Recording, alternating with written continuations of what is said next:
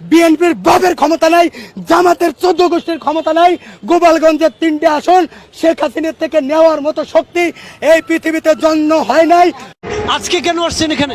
এখানে আসছি, আমি তো বিএনপি করি, আমি তো আজকের বিএনপি না, আমি তো আজকের বিএনপি না, জাতীয়তাবাদী ওলামা দল। ম্যাডাম দেশনেত্রী বেগম খালেদা জিয়া যখন প্রাইম মিনিস্টার ছিল, দেখবা তুমি এত সুন্দর পোল্ট্রি নিতে পারো।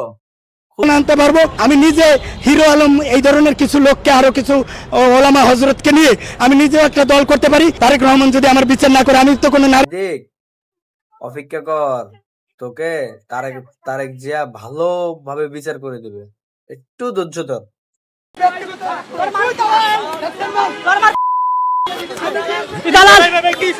এই শালা গোপালগঞ্জ থাকে আওয়ামী লীগ। মারে, ওরা আমারে মারলে তো, ওরা আমারে মারলে তো আওয়ামী লীগ আনতে পারে।